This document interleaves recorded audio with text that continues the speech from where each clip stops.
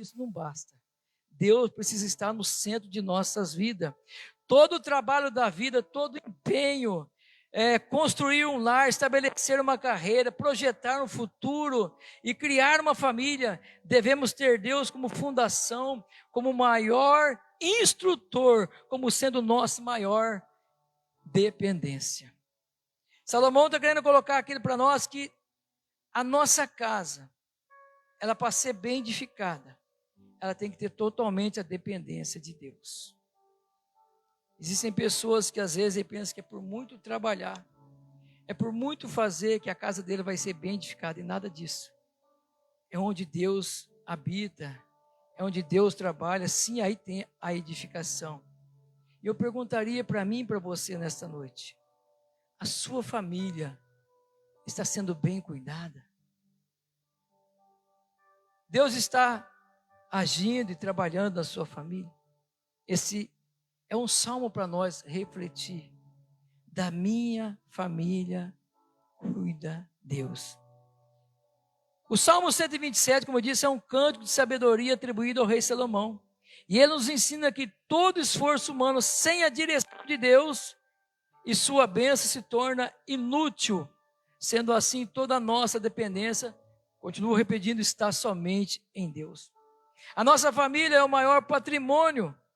Possuímos bens, valores, posses, tudo isso tem sentido. Mas o maior valor nisso está na nossa família. Eu escrevi algumas coisas que Deus me deu antes. Não sou de escrever muito, mas esse eu tive o privilégio de escrever, porque eu achei lindo aquilo que Deus passou para mim. Às vezes, irmãos, a pessoa pensa que obter coisas grandes, empregos grandes, tantas coisas, é o suficiente. Mas acaba esquecendo talvez do seu patrimônio maior, que é a sua família. Já vi muitos casamentos, pastor Espírito Santo, ser dissolvido por causa de emprego, por causa de dinheiro, por causa de padrão de vida. Conheço famílias que foram dissolvidas por isso. Pessoas não atentar para aquilo que Deus faz, mas não para aquilo que Ele quer fazer. E a família então ser destruída. O que isso adiantou? Qual foi o benefício de tudo isso? Eu estava meditando também nesse texto e observando como que está o nosso país. Estamos vivendo em um tempo em que a família, principalmente no nosso país, ela está sendo bombardeada. Vocês olham na mídia, em tudo por aí você vai ver que a família, por trás das cortinas, ela está sendo o que? Negligenciada. Os valores estão sendo invertidos. O que é certo está se tornando errado, o que é errado está se tornando certo. Os princípios estão mudando, sendo confrontados seus valores e princípios. Estão tentando anular, desvalorizar, mudar os princípios e valores daquilo que Deus designou. Mas a Bíblia diz que o eterno Criador não muda. Por mais que o ser humano querem mudar os princípios da família, Deus, Ele não muda. Deus não muda para satisfazer ou agradar aos nossos prazeres ou os desejos do ser humano. A Bíblia diz, Malaquias 3,6 fala que porque eu, o Senhor, não mudo. A humanidade vem mudando tantas coisas desde o princípio, mas Deus jamais mudou alguma coisa para agradar a humanidade. E se você quer a sua família abençoada, então continua seguindo aquilo que Deus tem ordenado.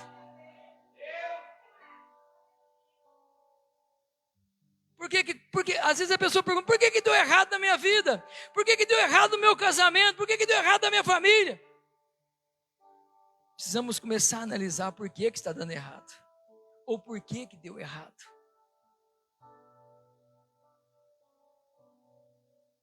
Mudança de conceito, de princípio, não vai adequar com o plano de Deus nunca. Jamais. Jesus disse em Hebreus 13:18, Ele é o mesmo ontem, hoje e será eternamente. Salomão quer dizer para nós que, por mais que eu e você tente fazer de forma diferente,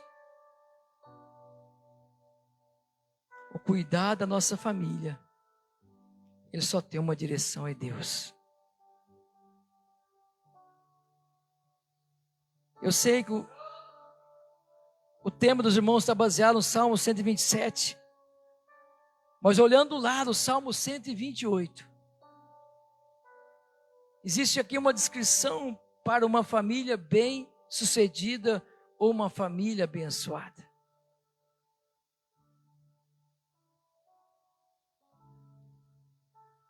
No sentido da palavra, quando Salomão fala que se o Senhor não edificar a casa, ele está dizendo que ela será bem construída, bem erguida e fundada, se ela for sustentada pelo Senhor. Eu queria falar um pouco sobre o Salmo 128.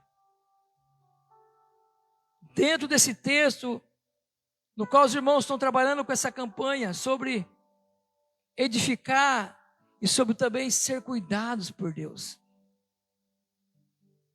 O Salmo 128 diz assim, o primeiro versículo: bem-aventurado, ou então, feliz é aquele que teme ao Senhor e anda nos seus caminhos. Olha como que o Salmo 127 e o 128 tem uma estrutura paralela, mas não são os mesmos autor, mas tem uma estrutura paralela. No Salmo 127 fala de filhos, no Salmo 128 fala de filhos, mas não são os mesmos autores que escrevem. Mas eles têm o mesmo pensamento, família, casa. E quando eu olho na palavra, o Salmo 128, versículo 1, fala que feliz ou bem-aventurado é aquele que teme o Senhor e anda nos seus caminhos. Tem duas colocações aqui, bem-aventurado, ou seja, feliz. Para que o homem seja feliz ou bem-aventurado, ele precisa o quê? Temer a Deus. E para que o homem seja bem-aventurado, ele tem que não somente temer ao Senhor, mas como também andar em seus caminhos. Veja que o temor é uma coisa, andar nos caminhos do Senhor é outra coisa. Ou seja, as duas coisas têm que caminhar junto. Você já ouviu aquela versão de uma pessoa? Eu temo a Deus, mas eu não preciso caminhar, eu não preciso ir, eu não preciso fazer. Não, as duas coisas têm que caminhar juntos. As duas coisas são juntas. Precisam caminhar juntas. Você está aqui nessa noite participando desse culto. Pastor, mas eu temo a Deus, não precisava estar no culto. Sim, você precisava estar no culto. Mesmo que você teme a Deus, você precisava estar aqui adorando a Deus. Ou seja, é você dando a entender que você está caminhando, servindo ao Senhor, como está aqui no Salmo. Mas somente temer não basta. Não, eu preciso temer ao Senhor e também andar em seus caminhos.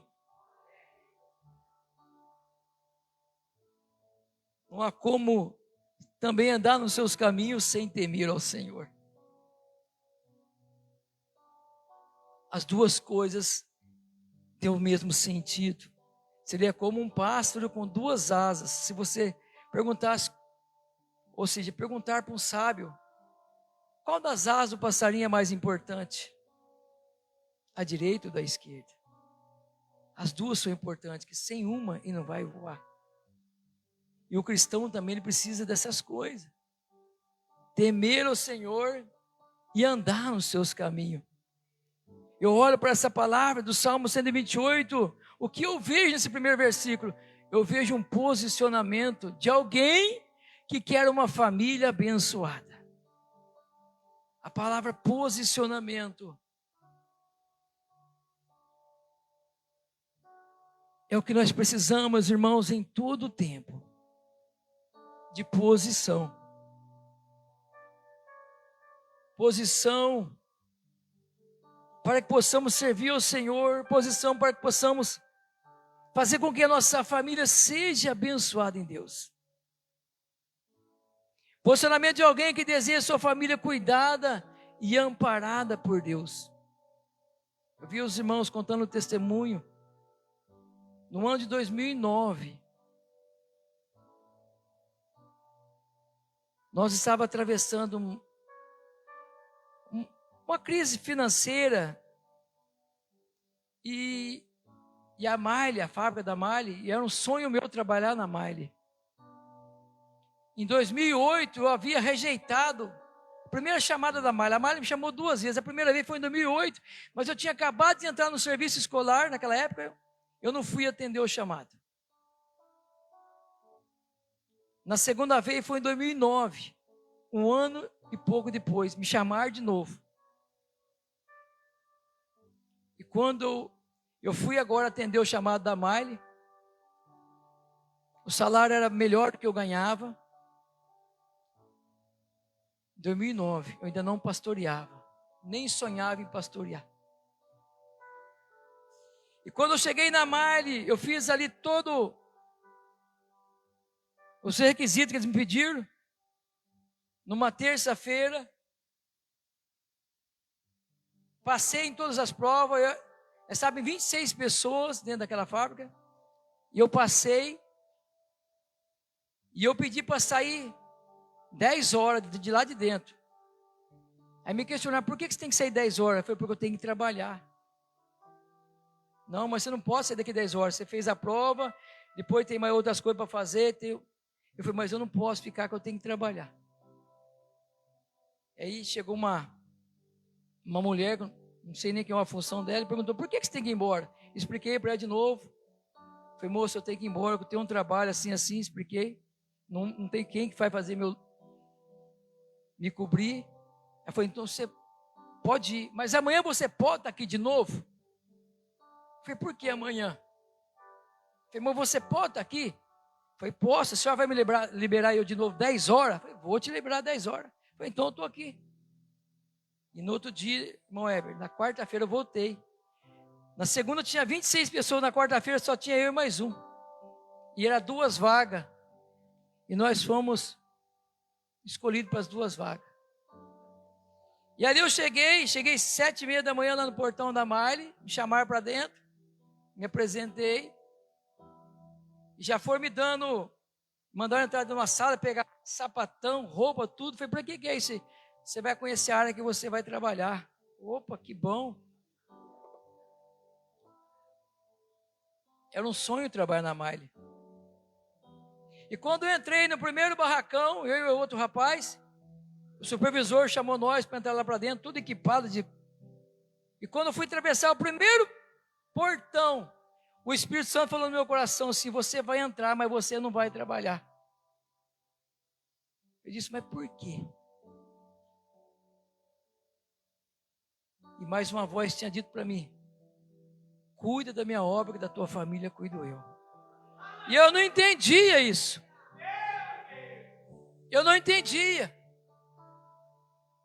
O Senhor falando para mim que Ele ia cuidar da minha família, que eu tinha que cuidar da obra, que Ele ia cuidar da minha família, eu não estava entendendo. E o Espírito Santo falou assim, você vai ver tudo aqui dentro, mas você não vai trabalhar aqui. Eu perguntava, como que eu não vou trabalhar aqui?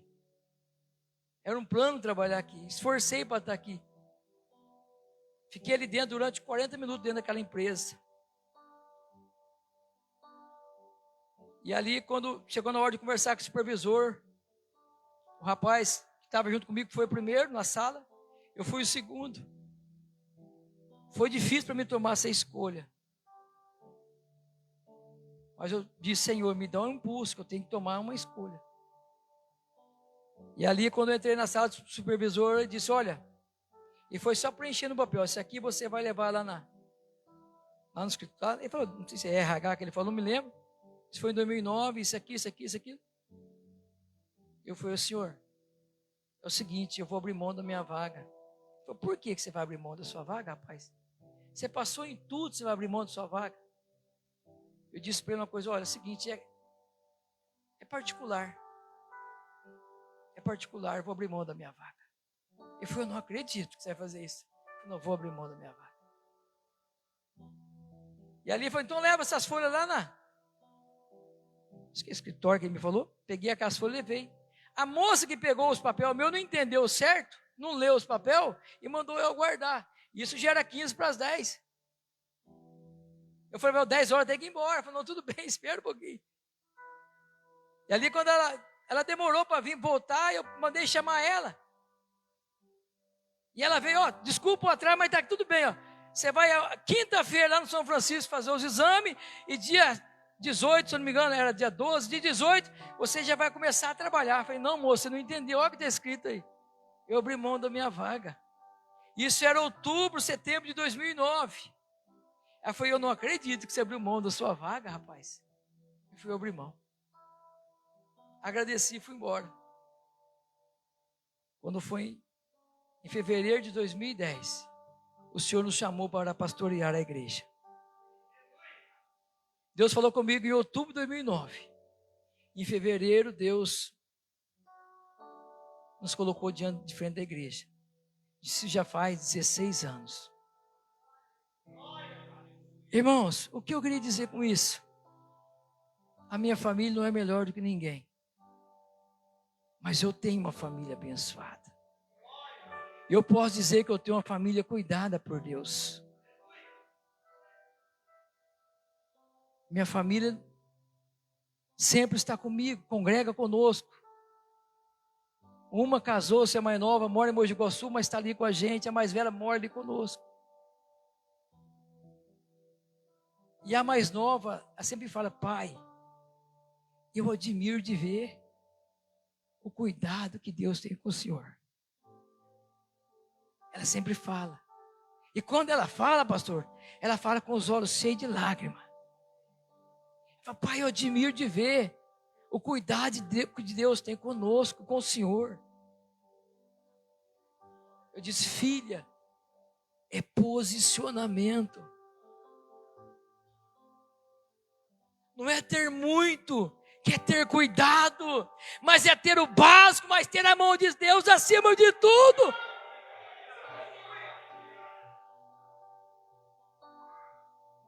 É ter o básico, mas ter Deus acima de tudo.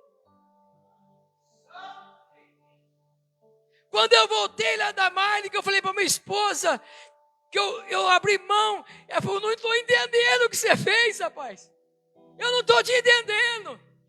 Foi, espera que você vai ver. Espera, você vai ver o que Deus vai fazer. Ela disse, o que eu posso falar para você? Posicionamento. Muitas famílias, muitos líderes, muitos sacerdotes do lar estão precisando de posicionamento. Ele quer o cuidado de Deus, ele quer a bênção de Deus, ele quer a provisão, mas ele não tem posicionamento. Ele não abre mão de certas coisas para agradar aquele que o escolheu. Posicionamento.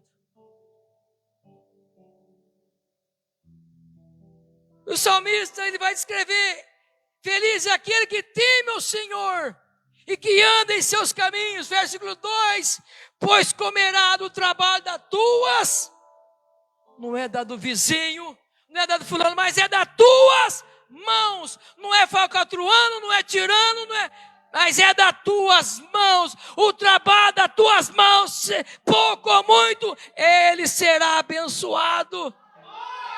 Aleluia, eu quero as bênçãos de Deus, eu quero cuidar de Deus, mas eu não quero mover uma palha, eu não quero, não tem cuidar de Deus, não. Não há como ter cuidar de Deus.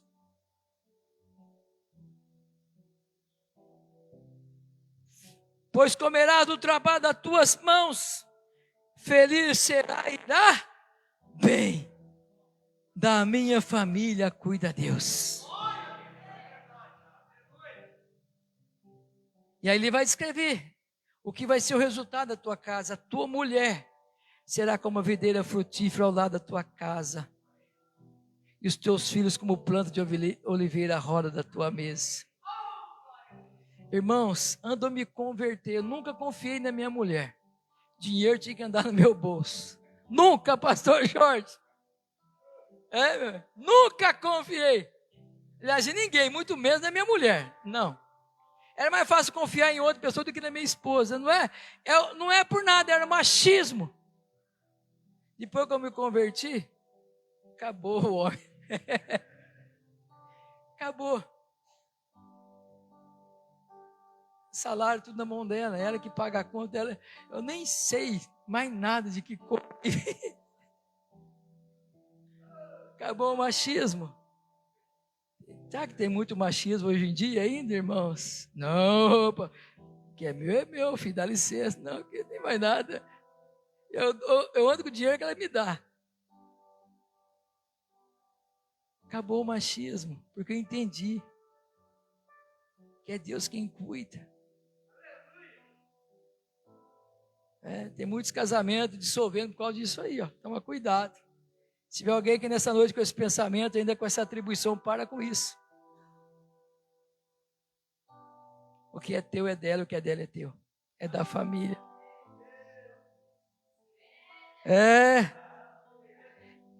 Você quer que a sua família seja cuidada de Deus? Então faça isso.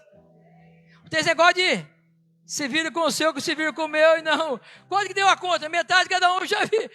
Tem um casamento de um amigo meu, de um conhecido, que dissolveu por causa disso aí. Até na hora de comer lanche, ela tinha que pagar metade, ele metade. Acabou o casamento. Eu não, eu é diferente. Quem paga é minha mulher.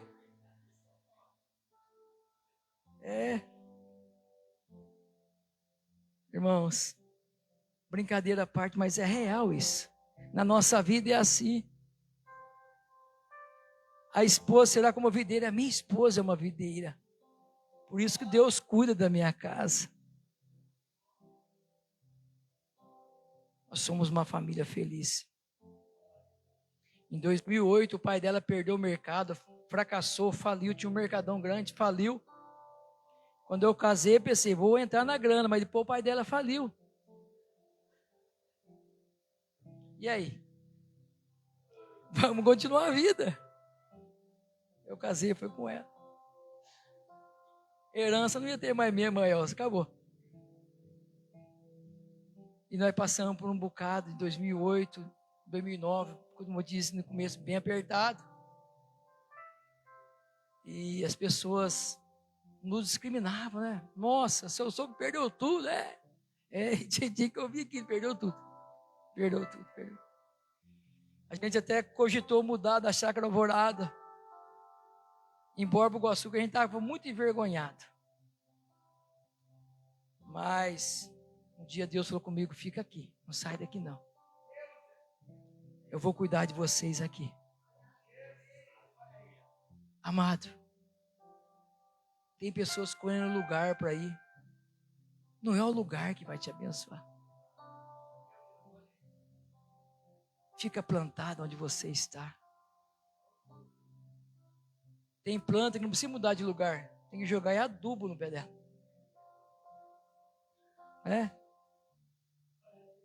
Tem planta que tem que jogar alguma coisa no pé dela para ficar melhor. Não é mudar ela de lugar. E Deus foi nos abençoando. E esse salmo, irmãos, como tema dessa campanha, se o Senhor não edificar a casa, você pode ir onde você quiser. Pode virar a piroleta, não vai adiantar nada. Pode fazer o que você quiser. Nada vai acrescentar. Salomão dizendo, olha, se você não tiver na palavra, nada vai acrescentar. Pelo contrário, pode faltar. Pode faltar.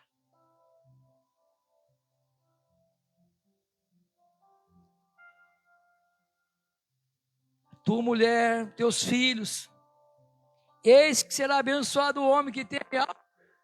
Senhor, o Senhor te abençoará desde Sião, verás o bem de Jerusalém todos os dias da tua vida, e verás os filhos. Hoje nós temos uma neta. Olha a palavra cumprir nossa vida. E pensa numa neta temente a Deus.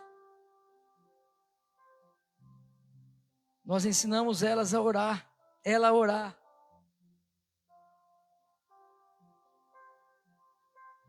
Nós não damos brecha para outras coisas, a não ser temer a Deus. Se você quer que a sua família seja bem cuidada de Deus, comece a ensinar princípios dentro da sua casa. Não abra mão de princípios, de valores. Como eu disse, o mundo aí fora está virando tudo de ponta cabeça. Mas nós temos princípios. Vale mais, talvez, ser rejeitado do que abraçado por aquele que não agrada a Deus. Irmãos, eu vou reduzir um pouco aqui. Mas quando eu falo de posicionamento, eu olho para a vida de Noé também. Hebreus 11:7, a Bíblia diz que Deus fala com Noé em um tempo onde a geração estava totalmente corrompida. E Deus só olha o homem do céu e só vê Noé. E Deus diz: Noé, construa uma arca para salvar a tua família, porque eu vou destruir essa terra. Agora imagina você, todo mundo corrompido, apenas uma pessoa ainda se mantém reta diante de Deus. É possível, pastor? É possível. É possível a sua família ser abençoada nos dias de hoje? É possível. Ah, mas está tão difícil. Está tão complicado. Não. Mas quem teme a Deus, tudo é possível. E a Bíblia diz que Noé obedeceu a ordem de Deus e passou 100 anos, 100 e poucos anos, sendo confrontado, sendo colocado como louco. Mas Noé ouviu a voz de Deus e confiou. E dedicou sua vida em preparar uma arca para salvar a tua família. Irmãos, esse tema é: da minha família cuida Deus. O esforço de Noé foi para salvar a tua família. O teu esforço, o teu posicionamento, o meu posicionamento também é para salvar a nossa família, para que Deus continue cuidando da nossa família.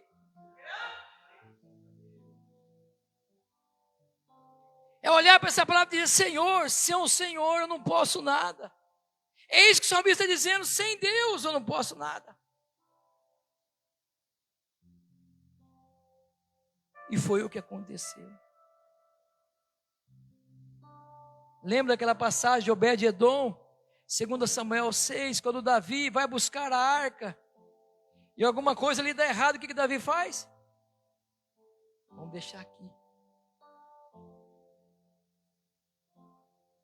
Davi não pensou que Deus ia fazer coisa maravilhosa na casa de Obed-Edom, mas de jeito nenhum. Mas a Bíblia diz que durante 3 meses, a arca que representava a presença de Deus ficou na casa de um homem chamado Obed-Edom. E a Bíblia diz que durante 3 meses, Deus abençoou aquele homem de uma tal maneira. Abençoou de uma forma tão grande. Cuidou daquela família, cuidou dos seus filhos, de tudo que Obed-Edom. Qual é o sentido disso? Posicionamento.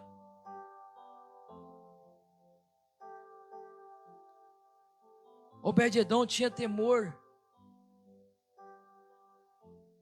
E com certeza, durante o tempo que a arca ficou dentro da casa dele, ele e sua família reverenciavam aquela arca. A bênção de Deus consiste na reverência a Deus, na reverência ao Senhor. Ser cuidado de Deus consiste na reverência ao Senhor. Eu quero encerrar. Não importa o que você tem passado, o que você tem enfrentado, continue confiando em Deus. Coloca a tua família nas mãos de Deus. Confia nele. Salmo 37:5 fala: entrega o teu caminho ao Senhor, confia nele e tudo mais ele fará. Para aquele que teme a Deus, Salmo 37:25. Fui moço e agora sou velho, mas nunca vi desamparado o justo e nem a sua descendência mendigar o pão. Por quê? Porque Deus cuida da minha família e da tua família, pastor. Cuida Deus. Todos nós queremos ser bem-sucedido. Uns são mais, outros são menos. Mas a bênção não está nisso. A bênção está no princípio. É Deus quem dá a bênção. É Deus quem cuida. É Deus quem faz. É Deus quem dá. No ano de 2012, vou encerrar com esse testemunho. Você pode achar que é loucura minha. Ainda em crise financeira. Para quem, minha esposa que trabalhava no mercado com o pai dela, no ano de 2012. Agora, para ajudar eu, ela fazia faxina 2 dias por semana em casa de família. Filha de empresário, agora fazendo faxina. E nós passando uma crise. Um dia eu estou indo trabalhar, uma manhã, o tempo fechou-se um pouquinho, de repente começou a garoar no para-brisa da van que eu trabalhava. Começou a garoar. Eu estava orando, andava e orando. E eu falando com Deus: Senhor, nos ajude. De repente eu ouvi uma voz. Segura essa. Eu ouvi uma voz. O para-brisa caindo naquele espinguinho bem fininho. No para-brisa eu ouvi uma voz dizendo assim: conta quantos pingos tem no para-brisa da van. Aquela voz me disse. Eu lembrei quando Deus falou para Abraão, na mesma hora: conta quantas estrelas tem no céu. Eu lembrei na hora dessa palavra. E aquela voz disse: conta quantos pingos tem no para-brisa. Eu disse: impossível. Essa será a tua bênção. Eu não estava entendendo. Eu comecei a chorar, me arrepiar dentro daquela van, eu sozinho trabalhando. 2012. À noite, daquele mesmo dia, uma pessoa me liga: o senhor está bom, pastor? Estou bem. O que é que o senhor está fazendo? Estou aqui em casa, acabei de chegar do trabalho. Pastor, daqui 30 dias. Que dia que é hoje? Eu falei: de dia tal. Ele falou: daqui 30 dias você me liga. Eu falei: mas por quê? Ligar daqui 30 dias. Ele era um empresário. Ele falou: não, pastor, liga para mim. O senhor pode ligar daqui 30 dias? Eu falei: posso, eu vou até marcar na agenda. Marquei para minha esposa. Marca aí no calendário. Daqui 30 dias vamos ligar para fulano. E ela perguntou: o que será que é? Eu fiquei atento no para-brisa. Liguei uma coisa na outra. Será que tem algum sentido? Tá bom. Passou 30 dias. 7 horas da manhã eu liguei para o camarada. Falei: irmão, você mandou ligar para você? Tal. Ele falou: o senhor tem um café? Eu falei: tenho. Então estou descendo para tomar um café. Ele entrou no portão de casa com o envelope na mão. E falou: pastor, vamos orar antes? Vamos? Pode tomar um café. Orei com ele e falou: ó, isso aqui é para o senhor. Para mim, o que é? Ele falou: não, abre. Ele falou: lembra daqueles 30 dias atrás que eu liguei para o senhor? Lembro, então. Isso aqui é para o senhor. Eu abri, irmão, 2012, um cheque de R$5.360. Eu falei: isso aqui é para a igreja. Eu disse: isso aqui é para a igreja? Ele falou: não, da igreja é outro, isso aqui é teu, Deus mandou te dar. Há 30 dias atrás, Deus mandou ligar para você. E naquele 30 dias atrás, Deus falou comigo no para-brisa da van: multiplica isso aqui, essa aqui será a tua bênção. Amado, Deus cuida. Deus pode fazer coisas maiores. Como diz a palavra, além daquilo que pedimos ou pensamos. Não importa. Continue confiando e colocando nas mãos do Senhor. Porque Ele é quem cuida da tua e da minha família. Deus abençoe em nome de Jesus.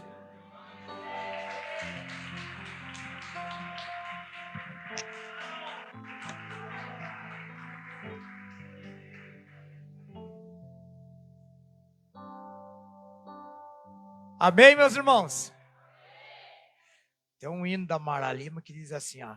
Pega a tua parte, irmão, a mesa está bem farta. Pega em abundância, pois a sua esperança Cristo não deixou morrer. Enche o teu celeiro de bênçãos espirituais. Deixe que transborde, que derrame até que sobre. Bênçãos nunca são demais.